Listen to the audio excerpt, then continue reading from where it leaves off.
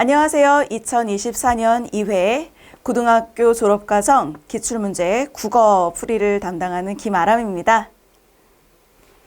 여러분 이번 문제 풀어보셨나요? 제가 항상 말씀드리지만 수업을 들으시기 전에 문제를 먼저 풀어보시고 오답에 집중해서 들으셔야 훨씬 효과가 큽니다. 이번 시험 문제의 특징은 현대소설이 빠졌다는 거예요. 현대소설이 빠지고 극문학이 실렸습니다. 그로 인해서 우리가 이제 알 수 있는 것은 무엇이냐, 되게 다양한 장르, 다양한 내용들을 문제로 구성하려고 노력을 하는구나 라는 걸 알 수가 있죠. 그럼 우리가 이제 공부를 할 때 뭐 하나만 이건 나오겠지? 이건 안 나오겠지? 이렇게 편식을 해서는 안 되고 일단 우리 교육과정에 나와 있는 전반적인 내용들은 두루 알아보겠다라는 마음가짐으로 공부를 하셔야 되겠습니다. 그러면 바로 문제 풀이 시작하겠습니다. 1번 수정 후에 반영된 언어 예절에 대한 설명으로 가장 적절한 것은 수정 전과 후가 있어요. 그쵸? 그랬을 때에 이 후에 반영된 언어 예절은 무엇일까? 수정 전에 이렇게 말해요. 은수야, 네 축구공 줘. 완전히 명령형인데요? 기분 안 좋을 것 같아요. 그랬더니 수정 후에 은수야, 네 축구공 좀 빌려줄 수 있겠니? 라고 부탁을 하죠. 이렇게 부탁을 하면 그래 하고 줄만도 한데요. 이걸 우리가 요령의 경륜이라고 하는데요.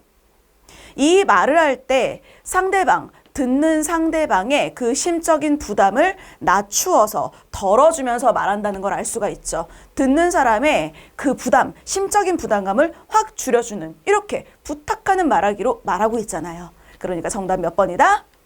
3번이다. 2번 문제 보시겠습니다. 다음 발표에 확인할 수 있는 말하기의 방법으로 가장 적절한 것은 계속해서 말하기의 문제가 나오고 있네요. 발표자가 말합니다. 여러분 판다를 아시나요?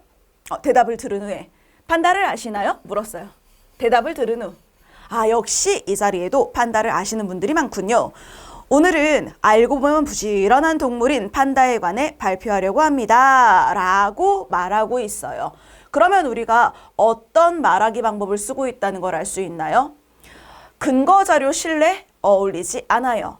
이번에 발표 내용을 청중이 정확히 이해하도록 예시를 들어준다? 예시가 나오나요? 예는 나오지 않죠. 아니에요.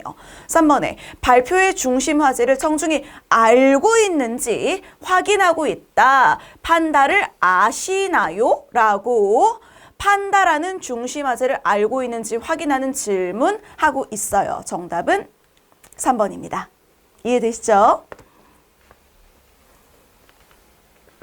3번. 자, 이제 우리 학생분들이 눈여겨보셔야 하는 문법 문제가 나오고 있습니다. 그런데 그간 우리 기출문제에서 여러 번 다루었던 내용이 여기 또 반복이 되고 있어요. 한글 맞춤법 규정을 잘못 적용한 것은 딱 나오죠. 이 안에 있는 대로 풀면 된다고. 그쵸? 말씀드렸었죠. 볼게요.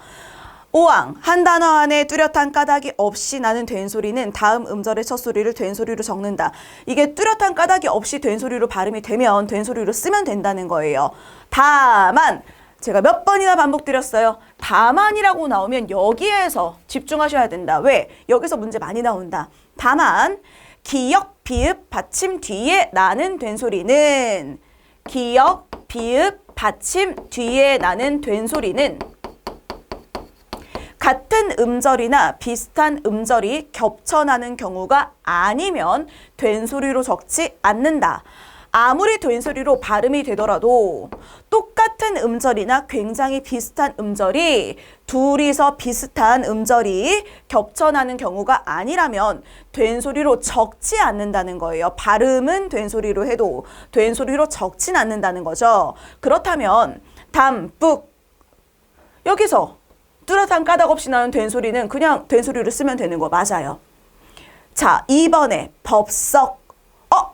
비읍 받침 여기 나왔다. 우리 이거 어떻게 읽어요? 법석이라고 있죠. 법석이라고 읽어요. 하지만 이렇게 썩이라고 쓸 수 없어요. 왜냐하면 기역, 비읍, 받침 뒤에 나는 된소리이기 때문에 법이라는 글자, 석이라는 글자 전혀 비슷하지 않아요. 그럴 때는 발음은 썩이라 해도 쓸 때는 석이라고 써야 한다. 이해되시죠? 3번에 훨씬, 훨씬. 기역, 비읍, 받침도 아니겠다. 된소리로 나면 된소리로 쓰면 되는 거겠네요. 4번에 딱지, 딱지. 여러분 보세요. 딱. 기역 받침이 왔어요. 찌라고 읽어요. 하지만 기역, 비읍, 받침 뒤에 나는 된소리는 비슷하거나 똑같지 않을 땐 된소리로 쓰는 게 아니라고 했죠. 그러니까 어떻게 써야 할까요? 딱 지라고 써야 하는 거죠. 이해되시겠죠? 지라고 쓰면서 찌라고 읽는다. 정답은 4번이다.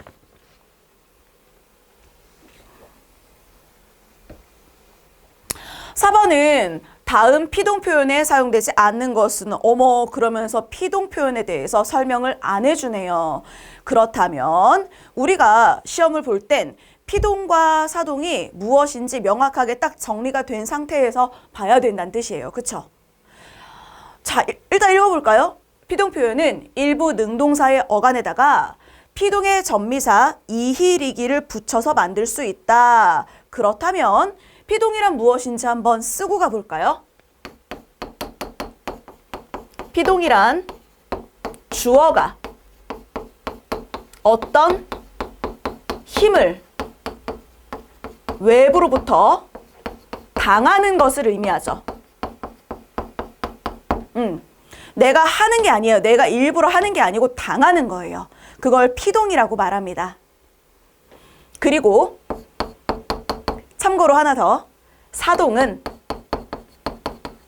주어가 남에게, 다른 이에게 어떤 일을 아니면 힘을 시키는 것.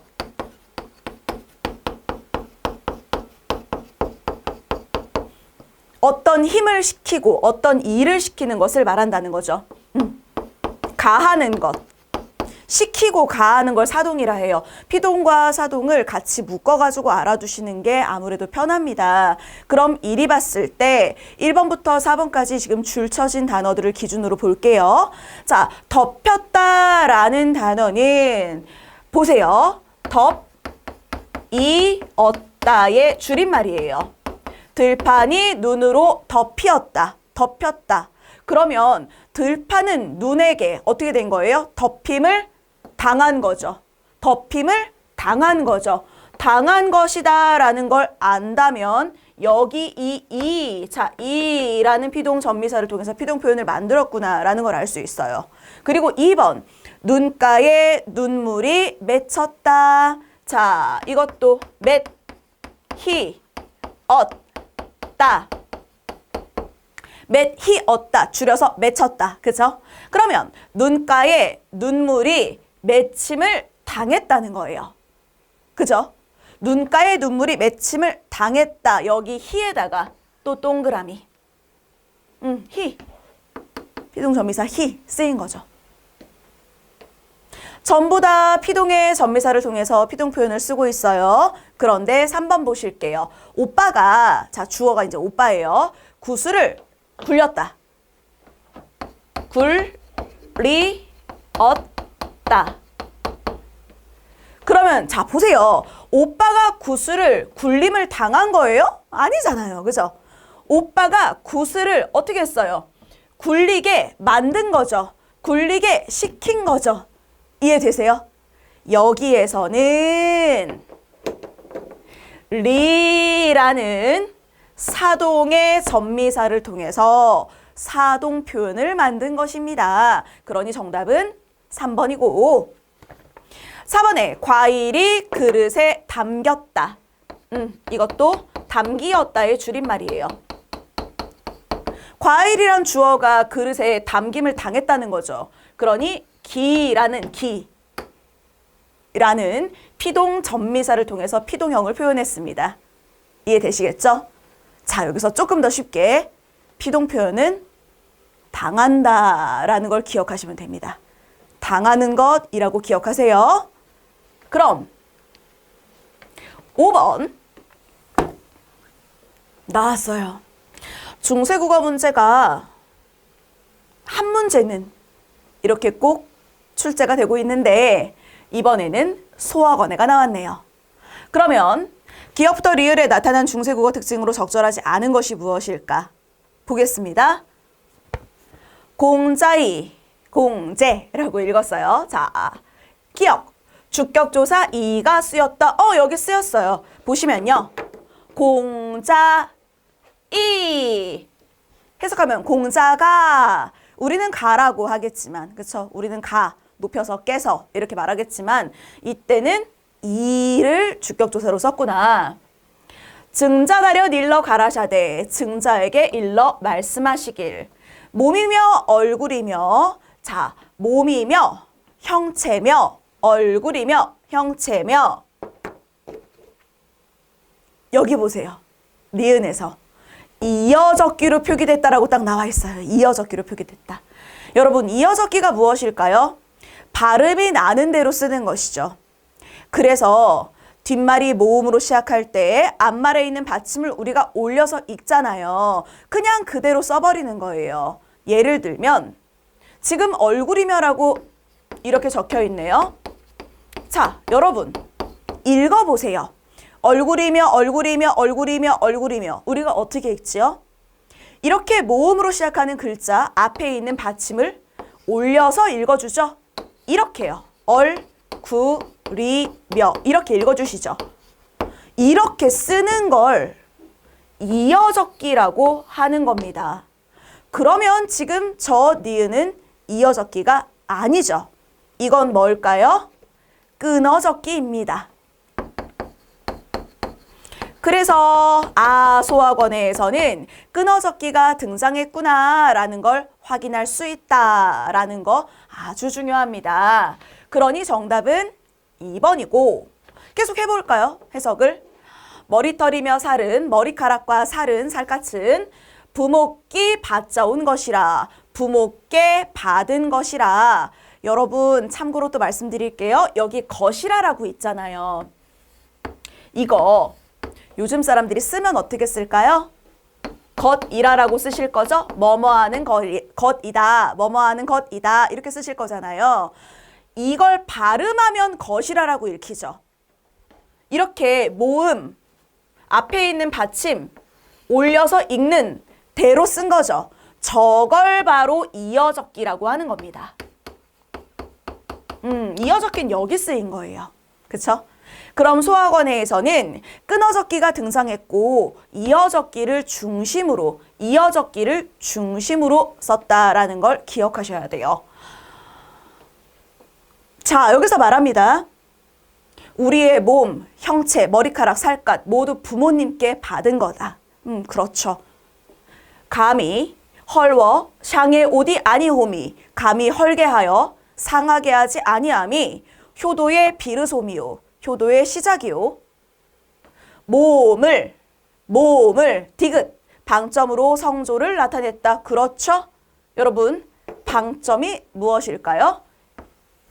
글자 왼쪽에 찍는 점 있죠? 이걸 방점이라고 합니다. 이 방점으로 성조, 높낮이를 나타내는 것 맞습니다. 몸을 세워 도를 행하여, 몸을 우뚝 세워, 남들보다 우뚝 입신하여 도를 행하여 성공하여 이름을 후세에 베풀어, 이름을 후세에 베풀어, 이름을 후세에 베푼다. 자, 여기 베퍼, 써, 이로써 여기에서 리을이라고 딱 줄이 쳐져 있고 4번에서 어도자음군이 사용됐다. 그렇죠. 어도자음군이라는 것은 말머리에 자음을 2개 이상 쓰는 것이죠. 여기 보세요. 이렇게 말머리에 자음을 2개 이상 쓰는 어도자음군이 확인되고 있어요. 이로써 부모를 현격해오미, 부모를 두드러지게 만드는 것이, 부모님을 유명하게 만드는 것이 효도의 마침이니라, 효도의 끝이니라. 이렇게 효의 도리에 대해서 말하는 소확언해를 살펴보셨습니다. 그럼 정답 몇 번이다? 2번이다. 이어적기가 아니라 끊어적기를 사용했다. 고쳐주시고요. 6번부터 7번까지는 개요를 읽고서 물음에 답하라는 문제가 나와 있습니다. 제목, 인터넷에 지나치게 연결된 삶 과잉 연결시대. 서론에서는 과잉 연결시대의 의미 그리고 문제를 제기합니다. 과잉 연결시대를 긍정적으로 보는 게 아닌 거죠. 문제를 제기하는 거니까. 본론에서는 과잉 연결의 문제점과 일상에서의 대응 방안이 나와 있습니다. 그러면 지금 여기 6번 문제가 기억에 들어갈 내용으로 가장 적절한 것을 고르는 거예요. 그쵸? 6번 문제 지금 확인하시면 기억에 들어갈 내용으로 가장 적절한 걸 고르래요. 여러분, 이런 문제는 어떻게 풀면 될까요? 여기 문제점을 보시고 이에 관련된 대응 방안, 기억의 내용을 살펴보시면 되겠죠. 자, 문제점이 사이버 범죄에 쉽게 노출될 수 있는 게 문제점이에요. 그러면 대응 방안은 당연히 그런 사이버 범죄에 쉽게 노출될 수 없도록 내 개인의 정보를 철저하게 보호할 수 있도록 힘써야 되겠지요. 그게 바로 대응 방안이 되는 겁니다. 그러면 이렇게 봤을 때 6번 문제. 기억에 들어갈 내용으로 가장 적절한 것은 무엇일까요? 지금 말씀드린 게 딱 1번에 나와 있네요. 개인정보 보호에 힘쓰기가 가장 어울리겠습니다. 그쵸? 그리고 나서 7번을 보니까 다음은 니은을 구체화한 결과이다. 이렇게 나와 있어요. 자, 그러면 니은을 확인을 하고 올까요? 니은은 결론입니다. 과잉 연결 해소를 위한 적절한 대응 권유라고 되어 있습니다. 그러면 이렇게 과잉 연결을 해소하기 위해서 적절한 대응, 이 내용으로 구체화한 것들이 여기 나와 있는데 이것을 고쳐 쓰기 위한 방안으로 적절하지 않은 것. 아, 그럼 이 문제는 결국 무엇일까요? 밑에 내용을 읽으시면서 1번 올려서 읽으시고 2번 올려서 읽으시고 3번, 4번 올려서 쭉쭉쭉쭉 읽으시는 거예요. 그렇게 고쳐 읽으셨을 때 이상한 부분을 찾아내시면 되는 겁니다. 자, 그러면 앞에서부터 대응시켜서 읽어볼까요?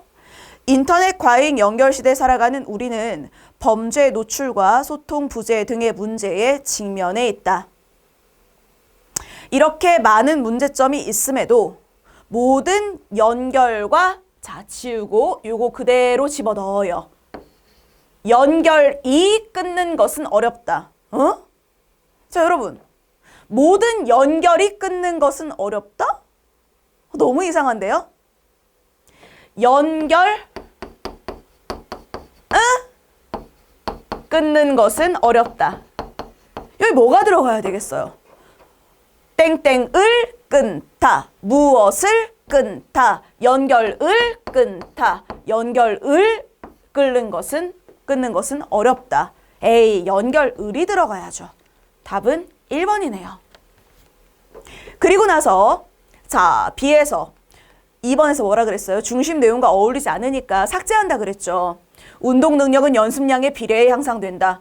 인터넷 과잉 연결 시대의 문제점을 말하고 있는데 갑자기 운동 능력 얘기하고 있으니 삭제하는 거 맞아요. 자, 3번에 문맥상 과유불급으로 고친다. 다다익선이란 말처럼 과도한 연결이 오히려 해가 될 수 있음을 깨닫고 여기 나왔어요. 과도한 연결이 오히려 해가 될 수 있다. 과도한 것이 오히려 모자람만 못하다. 해가 된다. 그걸 우리가 과유불급이라고 말하는 게 맞잖아요. 다다익선은 뭐예요, 여러분? 다다익선. 많으면 많을수록 좋다라는 걸 다다익선이라 하죠. 그러니 3번의 과유불급으로 고치는 게 문맥에 딱 어울리는 단어니까 맞네요. 그리고 그걸 깨닫고 위험한 편리보다 안전한 불편을 선택해보는 것은 어떨까? 이상해요. 어떨까가 아니고 어떨까로 맞춤법에 알맞게 수정해야겠죠. 정답은 1번입니다. 이렇게 이거 고쳐쓰기 문제가 나오면 쭉 읽으시면서 그대로 갖다가 집어넣으세요. 그러면 아주 편리하게 찾으실 수 있을 겁니다. 8번은 의문 변동 문제가 나왔어요. 다음에 설명하고 있는 음운 변동이 적용된 것은 무엇일까? 기역, 디귿, 비읍이 뒤에 오는 비음, 니은, 미음의 영향을 받아 각각 이응, 니은, 미음으로 교체되어 발음되는 현상. 이건 기출문제를 여러 번 풀어보신 분들은 아마 이거 봤던 문제인데 라고 아실 거예요. 기역, 디귿, 비읍이 뒤에 오는 비음인 니은, 미음의 영향을 받아서 똑같은 비음으로 각각 이응, 니은, 미음으로 교체가 된다는 거예요. 그러면 지금 여기에서는 앞에 있는 낱말이 받침이 기역, 디귿, 비읍이 나오고 바로 뒤에 니은, 미음이 연달아서 나오는 걸 고르시면 되는 겁니다. 그러니까 그걸 지금 고르자면 4번밖에 없어요. 그쵸? 왜냐면 여기 국에서 기역으로 끝났죠. 물에서 미음으로 시작하죠. 기역과 미음이 만났죠. 그랬을 땐 기역이 뭘로 바뀐다? 이응으로 바뀐다고 했죠. 그러니까 국물이라고 이응으로 바뀌어서 읽히는 거죠. 이걸 우리가 뭐라고 말을 하냐? 바로 자음동화라고 말합니다. 자음동화 중에 정확하게 말하자면 비음끼리 만나게 되는 것이니까 비음화죠. 자음동화 중 비음화에 해당됩니다. 1번 같은 경우는 축하가 지금 기역과 히읗이 만나 이렇게 둘이서 만나요. 그래서 키읔으로 줄어드는 것이니까 축약 현상이고, 밥집 같은 경우는 비읍과 지읒이 만났을 때 이 지읒이 쌍지읒으로 발음이 되죠. 이건 된소리 되기, 된소리로 발음되니까. 그리고 구지 같은 경우는 디귿이 이를 만났을 때 지읒으로 바뀌어 발음이 되는 거죠. 이걸 우리가 국의 음화라고 말을 하죠. 정답은 4번입니다. 이제 9번부터 새로운 글이 나오는데 시예요, 시. 제가 이육사님, 윤동주님 이 두 분의 시는 아주 중요하다. 저항시로 대표적인 작가 두 분이시다. 이렇게 말씀을 많이 드렸어요. 이번에 이육사님의 광야가 나왔습니다. 이 광야를 빨리 주르륵 한번 저랑 같이 보신다면, 까마득한 날에 하늘이 처음 열리고 어대 닭 우는 소리 들렸으랴. 어디에서 그 하늘이 처음 열리는 개벽의 순간 닭이 우는 소리가 들렸겠느냐? 설의법을 쓰고 있죠. 설의법. 닭 우는 소리는 무엇을 말한다? 어떤 생명의 기척을 말합니다. 생명의 기운, 생명의 기척. 까마득한 예전에 지구가 처음 다 개벽을 하는 순간, 천지가 창조되는 순간을 떠올리시면 돼요. 모든 산맥들이 바다를 연모해 휘달릴 때도 산맥이 바다를 사랑해. 그래서 바다 쪽으로 막 사랑해서 연모해서 바다 쪽으로 막 휘달려가는 거예요. 우리나라의 그 지도를 보시면 이렇게 제가 또 그림을 굉장히 잘 그리죠? 자, 우리나라가 이렇게 있어요. 태백산맥이 이렇게 내려와요. 여러분, 태백산맥이 어디를 향해 내려와요? 바다를 향해 내려와요. 사실 바다를 연모해서 이렇게 휘달려 막 내려갈 때도 여기도 바다인데 이렇게 가면 되는데 차마 이곳, 이 귀한 땅, 이 광야, 우리의 이 귀한 땅덩어리, 이걸 침범하던 범하던 못했으리라. 이곳은 아무도 해칠 수가 없어요. 그게 산맥이어도 안 되죠. 그러니까 이곳은 누구도 해칠 수가 없기 때문에 이곳을 범하던 못했으리라. 밑으로 이렇게 조용히 내려가야지. 바다 쪽으로 휘달려 내려갈 때도 이 광야를 침범할 순 없다는 얘기를 하는 겁니다. 이게 바로 무엇에 대해서 말하는 것이다? 아, 이 광야, 우리 땅의 신성성에 대해서, 귀하고 신성한 곳, 신성성에 대해서 이야기하는 이언을 보셨어요. 끊임없는 광음을, 자, 광음 옆에 보시면 1이라고 되어 있죠. 여러분, 그 밑에 1의 광음의 뜻이 나와 있는 겁니다. 거기 나와 있죠. 햇빛, 그늘, 낮과 밤이란 뜻으로 시간이나 세월을 이르는 말이라고 되어 있으니 시험 보실 때 이렇게 표시되어 있으면 밑에 있는 내용들, 그 단어의 풀이들 가지고 와서 읽으시면 되는 겁니다. 즉 오랜 세월, 끊임없는 세월, 시간을 부지런한 계절이 피어선 지고, 계절이 피고 지고 꽃이 피고 지고 계절이 피고 지고 시간이 흐르고 큰 강물이 비로소 길을 열었다. 드디어 비로소 이 땅에 큰 강물이 길을 열었습니다. 큰 강물은 바로 우리 민족의 역사, 문명, 그게 딱 길을 열었다는 거예요. 여기까지가 시제로 봤을 땐 과거 시제죠. 과거의 이야기. 그쵸? 자, 그러면서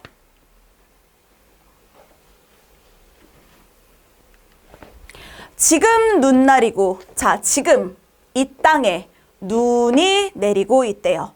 지금이라고 말했으면 이건 현재가 될 것이고, 이 귀한 땅에 눈이 내리고 있대요. 눈의 세모. 눈이라는 것은 굉장히 부정적인 의미입니다. 눈이라는 것의 의미가 무엇이냐? 어쨌든 너무 추워요. 너무너무 추운 거죠. 이 눈은 시련과 고난을 말합니다. 하지만 매화 향기 홀로 아득하니, 매화는 그 향기를 홀로 피워내죠. 매화는 죽지 않고 피는 겁니다. 눈 속에서도 피는 거죠. 그럼 매화는 결국 무엇을 말할까? 이 시련 속에 죽지 않는 우리 민족의 의지를 말하겠죠. 사회적으로 봤을 때 이 일제강점기의 시련과 고난을 눈이라고 한다면 그것에 죽지 않는 우리 민족의 의지와 저항정신을 매화향기라고 볼 수 있습니다. 그러니 내 여기 가난한 노래의 씨를 뿌려라. 내가 여기에 가난한 노래의 씨, 즉 광복의 노래에 그 씨앗, 그 시작을 뿌리겠다라는 걸 더 강하게 명령형으로 말하는 겁니다. 뿌리겠다보다 더 강하게 내가 뿌리겠다라는 걸 더 강하게 뿌려라 라고 내가 나한테 명령을 내리는 거죠. 이 광복의 의지, 그죠? 이게 아주 강하게 보이는 연이라고 볼 수가 있습니다. 여기에서 이 시적 화자의 선구자적이고 희생적인 태도가 드러납니다. 그렇다면 다시 천고의 뒤에 아주 오랜 세월 뒤에 백마 타고 오는 초인이 있어. 그럼 이 초인이 누굴까요? 바로 광복이겠죠. 내가 말하는 광복, 백마 타고 오시는 왕자님처럼 광복이 오실 거예요. 아니면은 광복을 가져올 우리 같은 후손들을 말하는 거죠. 이 광야에서 목 놓아 부르게 하리라. 뭘 불러요? 노래요. 광복의 노래. 대한독립 만세라고 목을 놓아서 목 터지게 누구 눈치 안 보고 마음껏 부르게 하겠다. 그러니 이분은 믿고 있죠. 미래의 그날 광복은 온다. 무조건 온다. 라고 확신하고 있는 겁니다. 앞에서는 1, 2, 3년이 과거 시제였죠. 4연에서는 현재, 마지막 5연에선 미래. 시간의 흐름에 따른 구성 방식을 보여주고 있습니다. 미래의 그날 광복은 무조건 올 것이니 그걸 확신하고 아주 희망을 가지고서 쓴 글이에요. 그러면 윗글에 대한 설명으로 가장 적절한 것이 무엇이냐고 되어 있습니다. 1번, 시간의 흐름에 따라 시상을 전개하고 있다. 제가 말씀드린 건데요. 그죠? 정답은 1번이죠. 옆에다가 살짝 메모해 주실까요? 이걸 우리가 순행적 구조라고 말합니다. 이번에 요 음성상징어라는 단어가 눈에 띄네요. 음성상징어를 활용해서 리듬감을 형성한다. 음성상징어라는 것은 소리를 흉내내는 의성어나 아니면 모양을 흉내내는 의태어 같은 것들을 음성상징어라고 말합니다. 이 글에는 전혀 사용되지 않았지요. 반어법도 아니고 미완의 문장 종결, 미완성의 문장 종결도 전혀 어울리지 않습니다. 정답은 1번입니다. 10번에서 각 연의 내용으로 적절하지 않은 것이 무엇이냐. 1. 1년에선 새로운 세상이 열리는 모습을 그리고 있다. 개벽의 순간. 천지가 창조되는 그 순간. 맞습니다. 2. 2연에선 외부 세력에 대한 호감? 외부 세력, 정말 호감이 가는데 너무 마음에 들어. 전혀 아니에요. 이연에서는 산맥이 바다를 연모 사랑해서 달려갈 때도 이곳을 범하진 못했을 것이다. 못했으리라 라고 광야의 신성성에 대해서 말을 했었죠. 그러니 2번이 틀렸습니다. 3번의 사면에서는 끊이지 않는 세월의 흐름 맞습니다.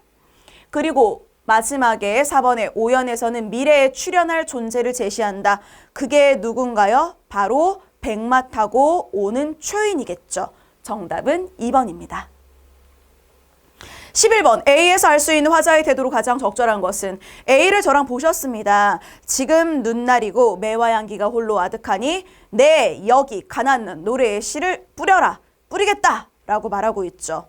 어떻게 하고 있나요? 고통스러운 상황 속에서도 이 부정적인 현실을 극복해 나가는 의지를 가지고 있어요. 그러니 정답은 2번이죠. 고독하고 힘든 상황에서 부정적 현실을 극복하고자 한다. 극복의 정서, 극복의 태도, 정답은 2번. 자, 이제 새로운 글이 나오는데 12번부터 14번까지는 박시전입니다. 우리가 박시전을 중학교 때 배웠는데 라고 기억하시는 분들도 많으실 거예요. 맞습니다. 이 박시전은 우리가 중학교 교과서에도 실려 있는 것으로서 여성 영웅의 모습을 드러내는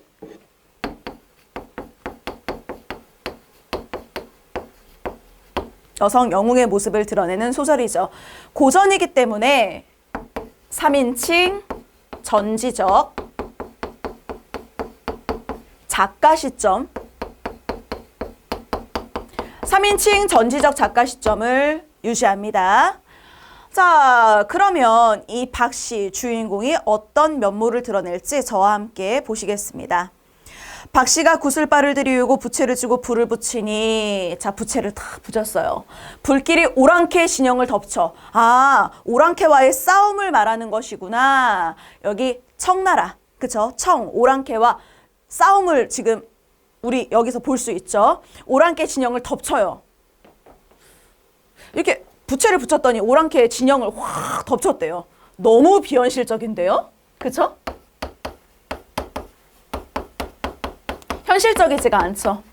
오랑캐 장졸이 대열을 잃고 타 죽고 밟혀 죽고 남은 군사는 살기를 도모하며 다 도망하는지라. 어머어마, 청나라 군사들이 막 살려주세요 하고 막 도망가는 거예요.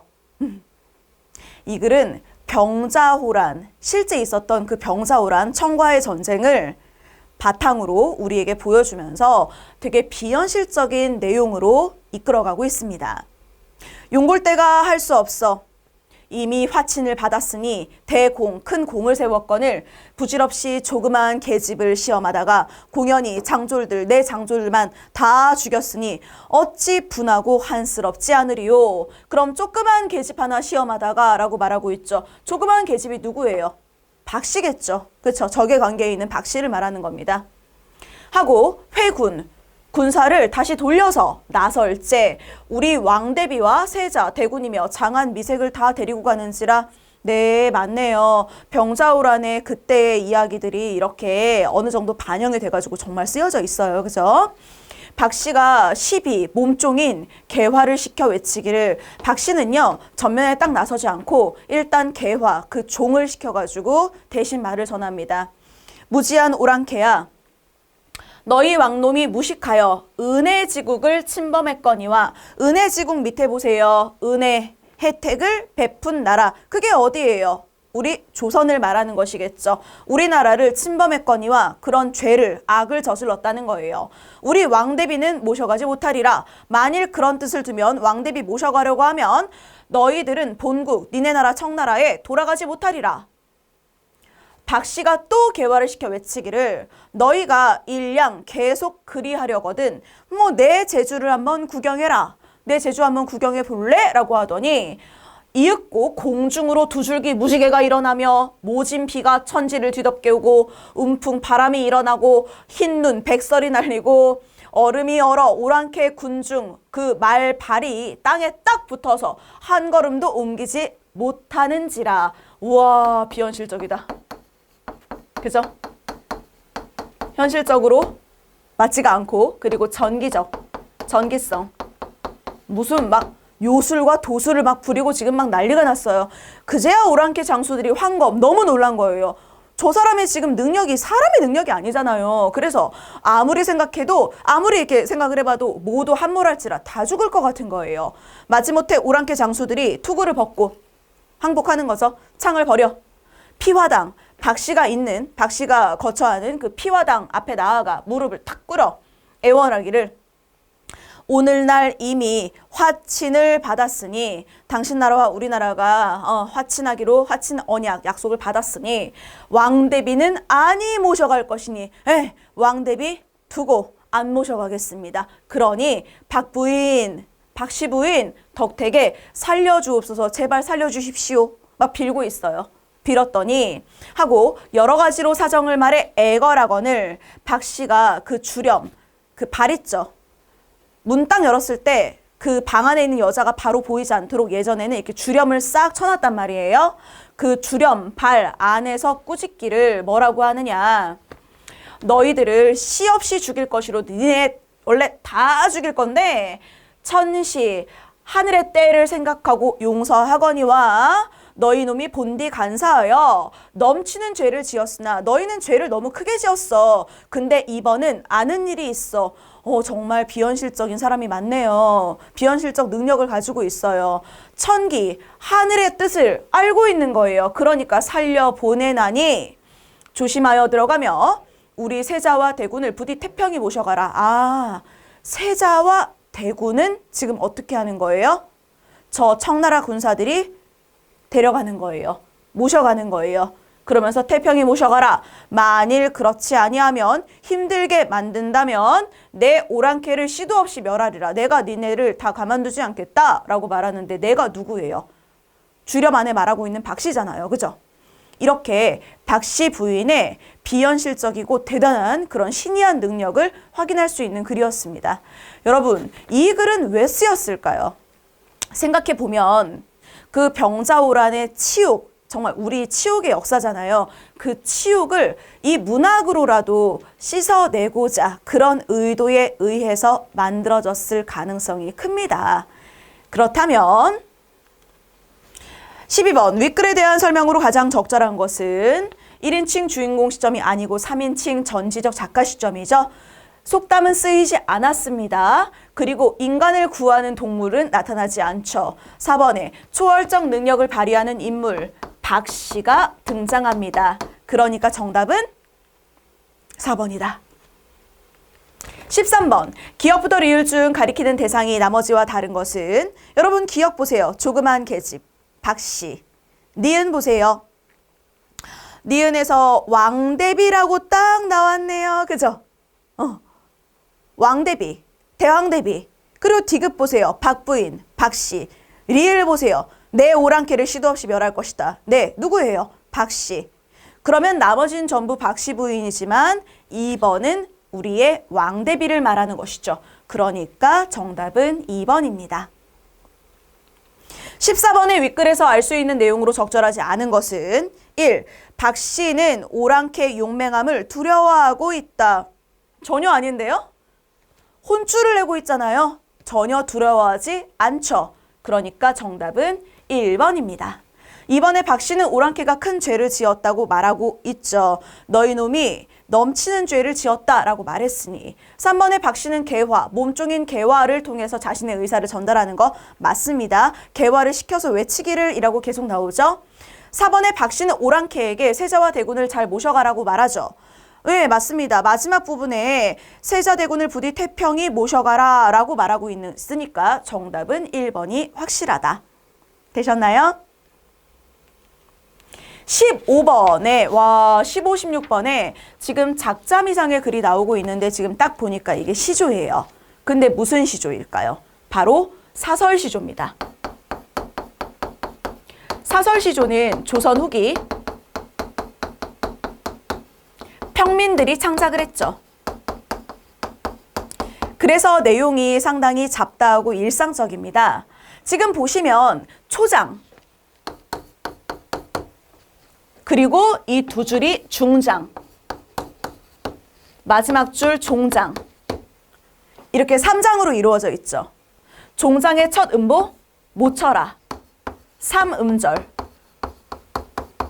종장의 첫 음보를 3음절로 시작하는 게 시조의 전형적인 특징이니까요. 그죠? 이렇게 초중장으로 이루어지되 중장이 상당히 길어지는 모습을 볼 수 있어요. 내용을 보시면 두터비 파리를 물고 두어미에 치달아 앉아 두꺼비가 파리를 입에다가 딱 물고서 그 두엄 위에 똥더미 위에 두엄 여기 나오죠. 막 이렇게 덩이랑 막 여러 가지 막 섞어가지고 이렇게 삭힌 거예요. 밭에다가 나중에 뿌리려고. 거기 위에 이렇게 탁 올라가 앉아 있어요. 건넌 산 바라보니 백송골이 떠 있거늘. 흰 송골매, 송골매가 떠 있어요. 매는 두꺼비 잡아먹잖아요. 그러니까 가슴이 끔찍해요. 가슴이 깜짝 놀라 불쩍 뛰어내리다가 두엄 아래 그 동더미 아래 이렇게 자빠졌어요. 떼굴떼굴 굴러버렸어요. 막 굴렀어요. 막 온몸에 막 똥칠을 했겠죠. 그래놓고 마지막에 두꺼비가 탁 이렇게 말하는 겁니다. 못 쳐라. 마침 날랜 낼시망정. 날쌘 나였기에 망정이지. 날쌘 나였기에 망정이지. 응? 딴 두꺼비 놈들 같았으면은 애혈질 뻔하게라. 멍이 들 뻔했구나. 야, 다른 두꺼비 같았으면 멍들었을 거야. 나였으니까 이 정도로 끝난 거지. 여러분, 골라보세요. 온몸에 똥칠하는 거랑 온몸에 멍드는 거랑 골라보시면 어느 쪽 고르시겠어요? 저는 멍들래요. 저는 똥칠은 싫어요. 그러니까 지금 마지막에 온몸에 이 두엄, 덩치를 하고서 끝까지 어떻게 하고 있어요? 허세를 떨고 있죠. 두꺼비는 파리를 잡아먹지만 결국 자기도 백송골, 흰송골매에게 잡아먹히는 입장이에요. 그래놓고서 지금 마지막까지 날쌘 나였기에 망정이지? 이렇게 지금 어떻게 하고 있어요? 아주 막 허세를 떨잖아요. 두꺼비의 이 허장성세,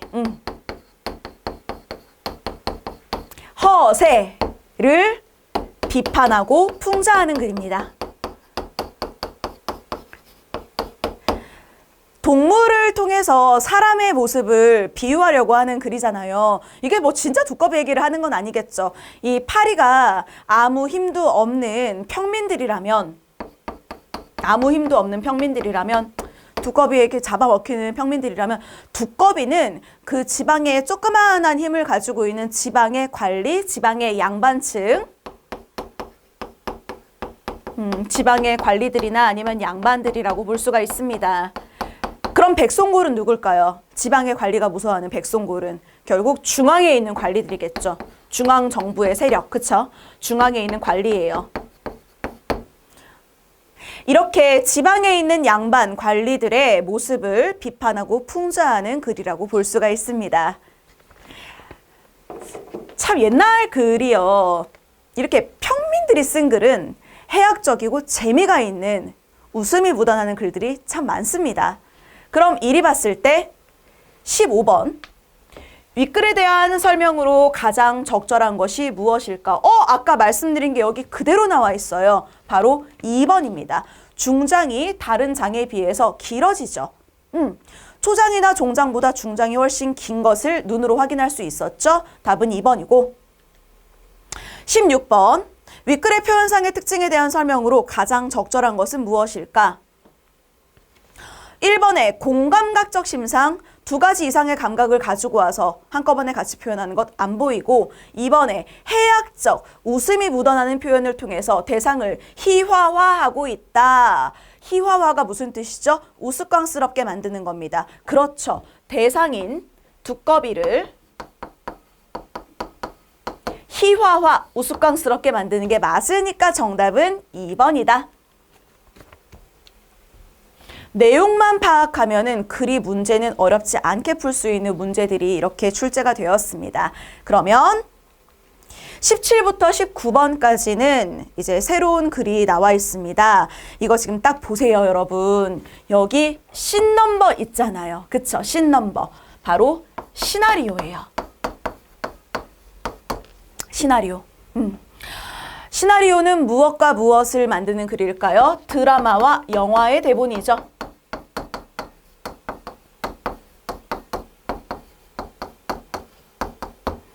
이 두근두근 내 인생이라는 작품은 아픈 아이, 그러니까 아름이, 이 아름이를 중심으로 가족이 똘똘 뭉쳐서 그 가족의 애를, 가족의 사랑을 확인하는 그런 글입니다.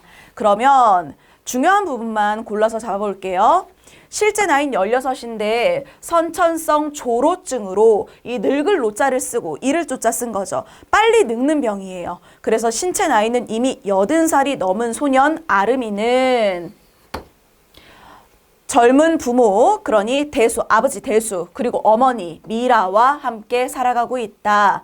이들은 아름의 치료비를 마련하려고 아름의 사연을 소개하는 텔레비전 방송에 출연한다 라고 되어 있습니다. 자, 신넘버 17번 17번째 장면이란 뜻이죠. 아름이가 나오는데 갑자기 얼굴이 일그러진다. 밀려오는 심장의 통증. 아픈가 봐요. 그죠? 심장이 막 아프니까 애가 얼굴이 이렇게 일그러지는 거예요. 근데 대수가 아버지가 눈치챌까 봐 힘겹게 걸어가서 방문을 닫고 약통에서 진통제를 꺼내 먹고 진정하려고 한다. 어머나, 이 착한 아이를 보세요. 여기에서 아버지가 걱정하실까 봐 눈치채지 못하도록 행동을 하고 있는 이런 모습, 이런 어른스러운 모습을 확인할 수 있어요. 그리고 괴로워하다가 까무룩하게 잠이 드네요. 컷2. 자, 컷2 옆에 1번이라 되어 있죠. 마지막에 지금 단어풀이가 되어 있습니다. 한 장면에서 다른 장면이 컷으로 이렇게 딱 넘어가는 거예요. 그러니까 장면이 전환되는 거죠. 이렇게 여러 가지 시나리오 용어들이, 시나리오에서 쓴 용어들이 사용이 되고 있습니다. 거기 지금 보시면 띵 하고 전자우편이 왔어요. 그래서 접속해봤더니 편지 한 통이 와 있는 거예요. 그래서 누구지? 아름이가 고개를 갸웃하면서 편지를 열어봤더니 안녕? 나는 이서아라고 해. 16, 너랑 같은 나이야. 네 전자우편 이메일 주소는 방송국을 통해서 겨우 받아냈어. 너와 내가 친구가 될 수 있을 것 같다는 생각이 들었어. 자, 그러면서 동갑인 여자아이한테, 그죠? 서하 여자아이한테 지금 이메일이 온 거예요. 아름이는 이걸 딱 보고서 이서하? 두근두근 갑자기 막 가슴이 뛰고 목이 막 바짝바짝 타면서 온몸에 열기가 느껴진 아름이 그래? 나랑 친구가 되고 싶다고? 이렇게 생각을 하는 거죠. 자, 그러면서 씬 넘버 18번 아름이 방으로 이제 장면이 넘어가요. 서하가 여러 가지 소리로 여러 가지 말투를 바꿔가면서 서하의 그 소리를 귀여운 말투로 얘가 어떻게 하는 것이냐, 이 아름이가 읽어보고 상상하는 거예요. 그쵸? 서하의 여러 가지, 귀여운 목소리, 아주 농염한 목소리, 그쵸? 그리고 청순한 목소리, 여러 가지의 목소리로 막 들리는 거죠. 지금 아름이 귀에는. 요 사춘기 남자애잖아요. 동갑인 여자애한테 이메일이 왔어요. 친구 되고 싶다고. 얼마나 마음이 떨리겠어요. 그러니까 서하의 목소리가 막 들리는 것 같아. 안녕, 나는 이서아라고 해. 너랑 같은 나이야. 이렇게 환청으로 아름이 귓가에 막 소리가 들려요. 막 애가 집중이 안 되는 거죠. 그죠? 날이 바뀌어도 떠나질 않는 환청이 계속 들리는 거예요. 자, 밤이 돼서도 귓가에 세상의 서하 목소리가 계속 들리네요. 이번에는 귀여운 말투가 좀 바뀌었어요. 농염한 말투로. 안녕? 난 이서아라고 해.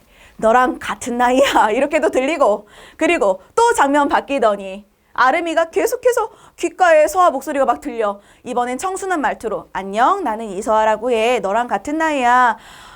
아, 애 목소리가 떠나질 않네요. 얘 왜 이럴까요? 두근두근 거리는 거예요. 기대가 되는 거죠.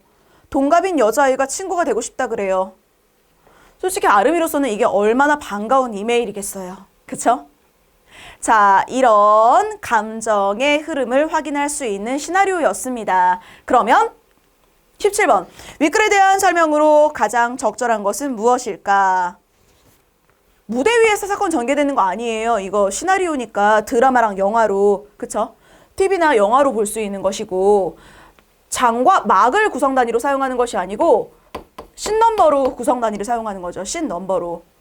3번에 등장인물이 관객들과 직접 소통해요. 이건 연극이죠. 그쵸? 희곡이죠. 전부 다 1, 2, 3번은 연극, 희곡에 대한 설명이에요. 4번에 촬영을 고려한 전문 용어를 사용하고 있다. 아까 말씀드렸던 씬넘버나 컷투 같은 것들이 여기 들어가죠. 정답은 4번입니다. 18번. 기억의 기능으로 가장 적절한 것은 기억 보실게요. 기억 보니까 편지. 이거 누구한테 온 거예요? 서아한테. 그래서 아름이가 막 목소리가 서아 목소리가 떠나지 않고 계속 웽웽웽웽웽웽웽 들리죠. 아름이한테 설렘을 느끼게 하죠. 또래 여자아이에게서 받을 수 있는 그런 설렘이요. 그러니 정답은 4번입니다. 19번. 윗글에서 알 수 있는 내용으로 적절하지 않은 것 1. 아름이는 심장 통증으로 고통받고 있다. 앞에 부분 맨 앞에 나왔었죠. 그리고 2. 서아는 아름이 출연한 방송을 보았다. 거기 말했잖아요. 네 우편 주소는 방송국을 통해서 겨우 받아냈어. 아마 나도 아픈 아이란 걸 알고 알려준 것 같아. 방송을 본 후에 너와 친구가 될 수 있을 것 같다는 생각이 들었어. 라는 편지의 내용이 나옵니다. 그러니까 맞는 말이고 3번에 서아는 집에 직접 찾아와 아름을 만났다? 아니에요. 집에 찾아온 게 아니고 이메일, 그죠? 이메일 전자우편을 보낸 것이죠. 그러니까 전자우편이라고 바꿔주시고요. 그리고 4번에 아름은 대수 아버지에게 걱정을 끼치지 않으려고 하니까 자신의 아픈 것을 어떻게 해요? 막 숨기고 있죠. 아버지가 눈치챌까 봐 힘겹게 일어나서 진통제를 꺼내 먹잖아요. 그러니 맞는 말입니다. 정답은 3번이고. 자, 이제 마지막 장에 보시면은 왼쪽과 오른쪽에 글이 딱딱 나와 있어요. 그죠? 우리가 시험 볼 때 마지막 4페이지에 나와 있는 설명문, 논설문 확인할 수 있습니다. 이런 비문학 제시문들이 나오고 있어요. 먼저 나와 있는 과학 연구의 자유와 규제는 논설문입니다. 주장하는 글이죠. 자, 여기서 두 가지 어떤 대립되는 내용을 살펴보실 수가 있는데 한번 저와 같이 읽어보실게요. 생명과학이나 생명공학 연구활동에 종사하는 대부분의 과학자들은 인간 배아 복제를 포함한 배아 연구를 정부가 규제하는 것은 과학자들의 연구 자유를 침해한다의 기억이라고 되어 있죠. 이런 문제는 읽으시면서 바로 푸시는 게 좋습니다. 여러분 22번 보세요. 22번에 1번 침해하다, 침범하여 해를 끼치다. 맞죠? 맞습니다. 침해하는 행위라고 주장한다. 인간 배아 복제를 포함한 배아 연구를 정부가 규제하는 건 연구 자유 침해하는 것이다 라고 주장을 한대요. 과학의 발전은 인위적으로 막아서는 안 되며 과학자의 자유로운 연구를 보장해야 한다는 논리이다. 과학의 발전을 인간이 인위적으로 막으면 안 된다. 과학자의 자유로운 연구 보장해야 된다라고 주장하는 입장이 있어요. 그래서 이와 같은 입장이 바로 지금 읽은 그러한 입장이죠. 인간 배아 복제를 지속적으로 연구해 그 기술을 발전시키고 응용하면 암과 같은 난치병을 치료할 수 있으며 우리나라 과학기술 경쟁력 높일 수 있다고 주장한다 라고 되어 있어요. 자, 첫 번째 이제 주장이 여기까지 나온 것이죠. 자, 그러면 이 첫 번째 입장에서는 배아 연구 찬성하는 거예요. 그리고 정부가 규제해서는 안 된다라고 주장하는 것이죠. 그런데 이런 주장을 비판하는 입장에서는 나왔네요. 여러분, 우리가 글을 읽을 때 그런데 하지만이라고 나와 있으면 앞뒤 내용이 이어지지가 않잖아요. 그죠? 이제 반대되는 내용이 나올 텐데 이런 주장을 비판하는 입장, 정반대로 비판하는 입장에선 인간 배아 복제를 초래할 수 있는 연구에 인간 배아 복제, 인간의 배아를 복제할 수 있는 그런 행위를 초래 보세요. 니은이죠. 22번에 2번. 이의 결과로서 어떤 현상을 생겨나게 한다. 인간의 배아 복제를 생겨나게 만든다. 맞는 말이에요. 그런 연구에 엄격한 사회적 규제를 가해야 한다고 주장한다. 규제해야 된다. 막아야 한다. 실현되면 안 된다라고 주장한다는 거예요. 이들은 인간 배아 복제가 엄연한 생명체인 배아를 조작하고 실험하고 죽이는 일련의 비도덕적 행위를 수반하므로 연구의 자유라는 미명하에, 자, 디귿의 미명이에요. 22번에 3번 보세요.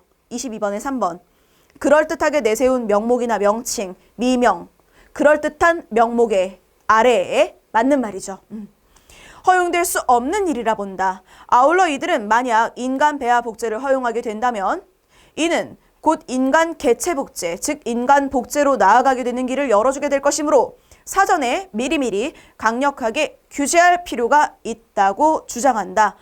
그러니까 지금 배아 연구 찬성한 입장과 배아 연구 반대하는 입장, 이렇게 상반된 입장으로 나누어지고 있습니다. 그쵸? 자, 그러면서 이상에서 살펴본 것과 같이 생명복제를 둘러싼 논쟁의 이면엔 연구 자유를 어떻게 볼 것인가 하는 쟁점이 자리하고 있다. 자, 리을의 쟁점이라 있어요. 22번에 4번 보세요. 쟁점 4. 어떤 일을 서로 양보하며 협의한다? 양보하며 협의한다? 전혀 어울리지 않는데요. 여러분, 쟁점이 무엇일까요? 서로 다투는 그 중심, 서로 다투는 중심이 되는 점을 쟁점이라고 말합니다. 그쵸? 그러니까 이렇게 빨리빨리 읽으면서 살펴보시면 정확하게 보실 수 있어요. 22번에 4번이 답이겠네요. 그건 이따가 다시 한번 확인하도록 하고요. 읽어보겠습니다. 이처럼 과학 연구의 자유와 한계를 어디까지로 설정할 것인가 하는 문제는 과학 연구에서 매우 중요한 논란거리가 되어왔다. 이렇게 이 글은 주장하는 논설문으로서 서로 다른 주장을 확인할 수가 있는 글이었습니다. 그렇다면 20번. 윗글에 대한 설명으로 가장 적절한 것은 무엇일까? 라고 되어 있습니다. 정답은 2번이죠. 화제에 대한 상반된 입장을, 서로 대립된 상반된 입장을 제시하는 게 맞으니까요. 2번이 답이고, 21번. 가에 해당하는 내용으로 가장 적절한 것. 여러분, 이와 같은 입장이라고 되어 있어요. 그 앞에서 말하는 입장이라고 아까 우리가 확인했었죠. 그 앞에를 읽어보시면 과학의 발전은 인위적으로 막아서는 안 되고 과학자 자유로운 연구를 보장해야 한다라고 되어 있습니다. 그러니까 정답은 1번이겠네요. 과학의 발전을 인위적으로 막아서는 안 된다. 그대로 나와 있습니다. 22번. 이게 바로 아까 풀었던 문제예요. 기업부터 리을 중에서 사전에 나와 있는 사전적 의미로 적절하지 않은 건 4번이었죠. 쟁점이라는 것은 자, 고쳐주시겠습니다. 서로 다투는 중심이 되는 점이다. 그걸 쟁점이라고 하죠. 양보해서 협의한다라는 것과는 전혀 어울리지가 않습니다. 쓰셨나요? 자, 그러면 23번부터 25번 이제 마지막 지문입니다. 여러분, 이 지문은 설명문이에요. 실학 조선의 르네상스를 열다라는 제목으로 지식을, 정보를 전달하는 설명문입니다. 앞에 글이 주장을 펼치는 논설문, 이 글은 설명을 해주는, 지식을 전달하는 설명문이죠. 자, 그럼 보시겠습니다. 실학자들에 대해서 얘기해요. 천주교와 함께 유입된 서양화를 대상의 참다운 형상을 묘사하는데 적합한 화법으로 여겨 적극적으로 받아들였다. 그런데 서양화법에 매료됐던, 흠뻑 빠져들었던 실학자들의 태도를 보면 한 가지 특이한 사실이 발견된다. 지금부터 이 글, 특이한 사실, 이것에 대해서 쓸 거예요. 박지원, 박재가, 홍대용과 같은 이용후생 학파, 북학파라고도 부르죠. 이 이용후생 학파는 주로 서양화의 회화적 표현들, 회화적인 표현들, 그쵸? 그림을 그려내는 표현에 관심 많았다. 이에 반해라고 나오면 앞뒤 내용이 이제 달라지는 거예요. 다른 얘기가 펼쳐지겠죠? 이익이나 정세용 같은 경세치용 학파는 이익과 정약용을 경세치용학파라고 하는데 그 경세치용학파는 회화의 원리나 아니면 그런 그림을 그릴 때 사용되는 기구에 더 많은 주의를 기울였다. 그들의 학문적인 지향이 다르듯이 이들은 학문적인 지향이 다릅니다. 그렇듯이 서양 화법에 대한 인식 또한 특정 방면, 한쪽은 회화적 표현, 한쪽은 원리나 그것에 사용하는 기구 같은 특정 방면으로 나타나는 것이 흥미롭다. 그러니 지금 여기에서 이용우생학파와 경세치용학파가 학문적인 지향도 다르고 서양 화법에 대해서 인식하는 것도 달랐다라는 것을 확인할 수가 있네요. 조선 후기 실학자들의 관심을 받으며 유입된 서양화법은 다양한 분야의 그림에 영향을 끼쳤다. 기억에 땡땡땡 서양화법의 유행은 그리 오래 지속되지 않았다. 자, 보세요. 접속어 이제 고르는 건데 그림에 영향을 끼쳤어요. 다양한 분야의 그림에 영향을 끼쳤어. 근데 유행이 그렇게 오래 간 건 아니라는 거예요. 내용 앞뒤가 이어지나요? 이어지지 않죠.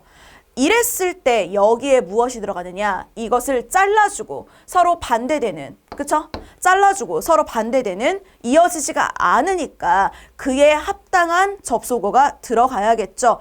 그렇다면 여러분 여기 기억이라고 되어 있으니까 24번 문제를 먼저 한번 풀어볼까요? 24번 문제. 24번을 먼저 한번 보실게요. 저랑 말로만 한번 먼저 보시죠. 기억에 들어갈 말로 가장 적절한 것이 무엇이냐? 이 둘이 앞뒤가 서로 이어지지가 않아. 반대된 내용이야. 많은 영향을 끼쳤지만 그렇게 오래 지속된 건 아니라는 거야. 그러니까 하지만, 끼쳤지만, 하지만, 그러나가 들어가는 게 딱 알맞겠죠. 24번의 정답은 하지만 4번이겠네요. 그죠? 계속 읽어보실게요. 아마도 그 까닭은 무엇일까? 왜 오래 지속되지 않았을까? 아마도 눈에 보이는 현상보다 정신을 중요시한 동양화 전통이 강하게 작용했기 때문이라고 여겨진다. 아무래도 우리의 그림은 정신을 굉장히 강조하죠. 예로부터 동양에선 눈에 보이는 사실을 그대로 옮겨 그리기보단 마음으로, 이 정신으로 해석해서 표현하고자 했다. 그 결과 동양의 화가들은 먹과 선을 위주로 대상의 의미와 느낌을 전달하는 데에 주력했다. 우리 동양의 화가들은 먹과 선을 위주로 대상의 의미, 느낌을 전달했습니다. 반면이라고 나왔으면 또 앞뒤가 반대인 거예요. 서양에서는 눈에 보이는 걸 그대로 보이는 대로 화폭에 담으려고 원근법 아니면 화려한 색을 사용해서 사실적인 표현을 추구했다. 동양화와 서양화에 나타나는 이와 같은 차이는 정신적인 것을 추구하는 동양인과 눈에 보이는 현상에 집중하는 서양인, 그들의 삶에 대한 태도의 차이에서 비롯된 것으로 보인다. 세상을 바라보는 인식과 태도의 차이가 결과적으로 그만큼 다른 회화적 표현을 낳았던 듯하다. 그러니까 여러분 결국 지금 이 A 부분, 이 글은 동양과 서양의 서로 다른 회화적 표현, 이것에 대한 설명인 겁니다. 그쵸? 자, 그러면 문제로 바로 가보실까요? 23번. 윗글의 내용과 일치하는 것이 무엇일까? 1. 서양화법의 유행은 조선시대 전반에 걸쳐 지속됐다? 아니요. 아까 읽었죠. 오래 지속되지 않았다고요. 그죠? 2번에 이용우생학파는 회화에 사용되는 기구에 관심 많았다? 아니죠. 기구에 관심 많았던 것은 이용우생학파가 아니라 경세치용학파입니다. 경세치용학파. 바꿔주시죠. 3번에 이용우생학파와 경세치용학파는 학문적인 지향이 달랐다. 이거 맞아요. 그들의 학문적 지향이 다르듯 서양화법에 대한 인식 또한 달랐다라고 했으니까 정답은 3번이겠네요. 4번에 서양화가들은 먹과 선을 통해서 대상의 의미를 드러냈다. 먹과 선을 이용한 건 동양화가죠. 동양화가. 서양의 화가들은 원근법과 화려한 색을 통해서 있는 그대로 담아내려고 했다. 대상을. 그쵸? 그러니 정답은 3번이고 24번. 이건 우리가 아까 읽으면서 바로 체크했던 거예요. 아무래도 그런 식으로 문제를 푸셔야 빠르게 푸실 수가 있습니다. 기억에 들어갈 말로 가장 적절한 것. 앞뒤가 이어지지 않을 때 서로 다른 반대되는 내용을 얘기할 때는 하지만 그러나 4번이 들어가야겠죠. 25번 A에 대한 설명으로 가장 적절한 것. 자, 이 A에서는 동양화, 서양화, 동양화가, 서양화가 서로 다른 회화적 표현에 대해서 설명을 했습니다. 회화적 표현이 서로 다른 이유에 대해서 말을 했죠. 아무래도 이 동양에서는 눈에 보이는 걸 그대로 그리는 게 아니에요. 마음으로 해석을 해서 표현하고자 했죠. 하지만 서양은 눈에 보이는 그대로를 담아내려고 하는데 주력했습니다. 그렇기 때문에 A에 대한 설명으로 알맞은 것은 3번. 동양화와 서양화의 회화적 표현이 서로 다른 이유를 제시하고 있다. 이걸 더욱 확실하게 알 수 있는 건 그 A의 마지막 문장에서 세상을 바라보는 인식과 태도의 차이가 결과적으로 그만큼 다른 회화적 표현을 낳았던 듯하다라고 정확하게 나와 있습니다. 그러니 3번이 답이겠네요. 여기까지 모두 수고하셨습니다. 감사합니다.